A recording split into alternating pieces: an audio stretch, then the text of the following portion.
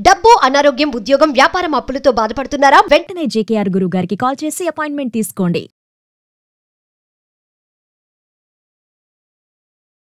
Suman TV ప్రేక్షకులకు నమస్కారం. నేను ఉదయశ్రీ. ప్రెజెంట్ మనతో ఉన్నారు కేరళ జ్యోతిష్యం బ్రహ్మశ్రీ డాక్టర్ జేకేఆర్ గారు.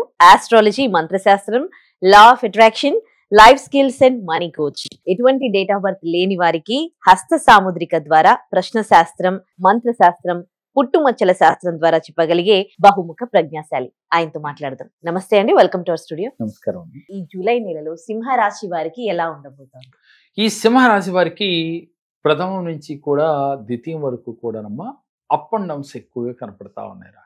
ఎందుకనంటే జన్మనంలో కుజుడు ఉన్నట్టు చేత గోచారరీత్యా వీరికి ఏమవుతుందంటే కొంత ఇబ్బందులు తలెత్తే అవకాశాలు ఎక్కువ ఉన్నాయి. అంటే పితృదేవతల యొక్క ఆగ్రహానికి గురి కావాల్సి వస్తూ ఉంటుంది.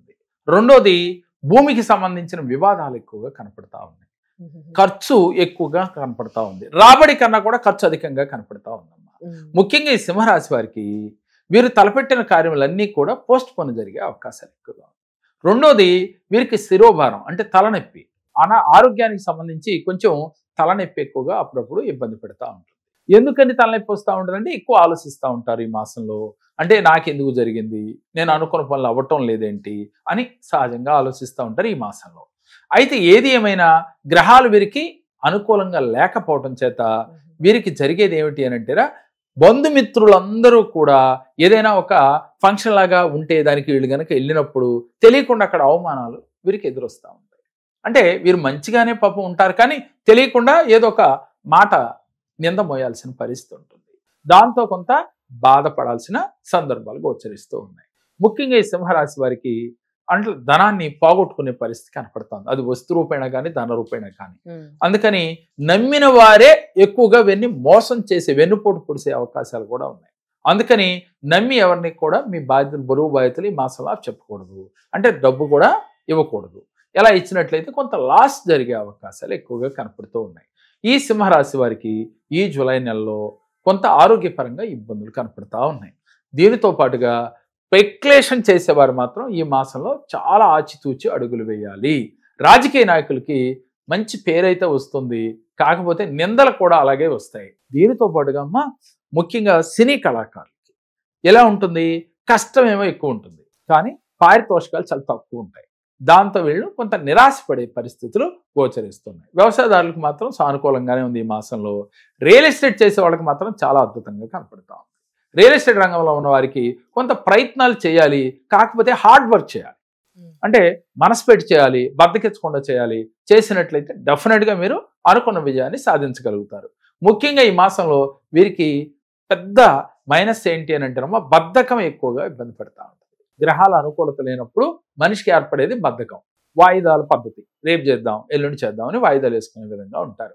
అందువల్ల మీరు మాత్రం వాయిదాల సిస్టాన్ని పక్కన పెట్టి మీరు బద్ధకాన్ని వదిలించుకోవాలి అంటే తెల్లవారుజామునే నిద్రలేచి కాలకృత్యములు తీర్చుకున్న తర్వాత కొంత ఎక్సర్సైజ్ అయి సహజంగా చేయాలి. కొంతమంది చేస్తారు, కొంతమంది బద్ధకిస్తూ ఉంటారు. ఆ బద్ధకమే ఇంకెక్కువ అవుతూ ఉంటుందమ్మా. ప్రత్యేకించి ఈ మాసంలో మీకు చాలా చిన్న రెమెడీ ఏంటంటే మధ్యాహ్నం పూట నిద్రపోకుండా ఉండాలమ్మా. ఆ నిద్ర వల్ల మీకు అక్కర్లేని బద్ధకం ఎక్కువగా వస్తుంది. అసలే గ్రహాలు అనుకూలంగా లేవు. ఆ సమయంలో కొంత మనం ధైర్యంతో ఉండాలి, మనోచిత్తంతో ఉండాలి, అంటే దృఢ సంకల్పంతో ఉండాలి. ఏది ఏమైనా ఈ మాసంలో నేను అనుకున్న టార్గెట్ నేను రీచ్ అవుతాను, ఈ మాసంలో నాకు అనుకూలంగా ఫలితాలను తెచ్చుకుంటాను. ఆ తెచ్చుకుంటాను అనుకుంటే సరిపోదు, దానికోసం మానవ ప్రయత్నం చేయాలి. మానవ ప్రయత్నంతో పాటుగా దైవానుగ్రహం కోసం మీ దగ్గరలో ఎక్కడైనా వెంకటేశ్వర స్వామి దేవాలయాలు ఉంటే శనివారం 7 ప్రదక్షిణలు చేయాలి. లేదు అంటే ఒక అడుగు ప్రదక్షిణ ఒక్కటి చేసినా చాలు, వారానికి ఒకసారి చేయటం వల్ల ఈ మాసంలో మీరు గ్రహాల యొక్క అనుకూలత మీకు కలిగి కనీసం ఇబ్బందులు లేకుండా ఈ మాసం అంతా జరిగిపోతుంది. ఈ మాసంలో వీరు ఎక్కువగా ఇబ్బంది పడేది ఏంటంటే అధిక ఖర్చులు, అలాగే ఎక్కువ ఆలోచన, టెన్షన్స్, అక్కర్లేని ఇబ్బందులు, మంచికి పోయి చెడు తెచ్చుకోవటం, అలాగే వీరి సంతానంతో కూడా మాటలు పడే పరిస్థితులు కనపడతా ఉన్నాయి. అందువల్ల సంతానానికి కూడా డెవలప్మెంట్ ఉండదు. అలాగే కొన్ని చేదు వార్తలు వినే పరిస్థితి కూడా కనపడతా ఉంది. అంటే వీరికి గోత్రికులు కానీ ఎవరైనా కానీ కొంత దూరం అయ్యే పరిస్థితులు కూడా గోచరిస్తూ ఉన్నాయి. అందువల్ల మీరు దేనికి టెన్షన్ పడకుండా ధైర్యంగా ఈ రెమెడీ చేసి చూడండి. ఈ మాసంలో మీకు మరిన్ని మంచి ఫలితాలు వచ్చి తీరుతాయి. ఎప్పుడు కూడా ధైర్యంగా ఉంటూ దైవశక్తితో కనెక్ట్ అయితేరా గ్రహాలు కూడా మనకి అనుకూలిస్తాయమ్మా. అనుకూలించంటే పరిపూర్ణంగా అనుకూలించకపోయినా ఎంతో కొంత మనకి అనుకూల ఫలితాలు అయితే వస్తాయి. చేదు అనుభవాలు మనం ఫేస్ చేయాల్సిన పరిస్థితి ఉండదు. కాబట్టి ప్రతి ఒక్కరూ ఈ ఫలితాలు 100% నాకు నెగిటివ్గా ఉన్నాయని భయపడాల్సింది లేదు. జన్మ లగ్నాన్ని బట్టి జన్మ జాతకం చూపించుకున్నప్పుడు మీకు 100% కరెక్ట్ అని చెప్పవచ్చు. కానీ ఈ గోచారిత్య ఫలితాలను చూసి భయపడాల్సిన అవసరం లేదు. ఈ జన్మ జాతకాన్ని ఎవరికైనా కావాలి అనుకుంటే స్క్రీన్ పై స్క్రోల్ అవుతున్న నెంబర్లకు కాల్ చేస్తే మీకు అపాయింట్మెంట్ ఇస్తారు. ఎందుకని ఒక వ్యక్తి జాతకాన్ని 13 కోణాల్లో చూసి పరిపూర్ణంగా వారికి తెలియచేసి దానికి తగ్గ రెమెడీస్ ఇవ్వటం జరుగుతుంది.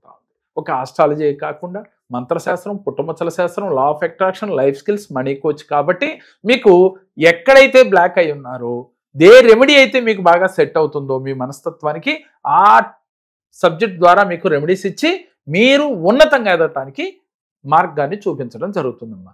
మరి మీకు ఇంట్రెస్ట్ ఉంటే స్క్రీన్స్ పైన స్క్రోల్ అవుతున్న నెంబర్కి కాల్ చేస్తే మరిన్ని వివరాలు మీకు తెలియజేస్తారు. ధన్యవాదాలు గురుగారు. నమస్కారం.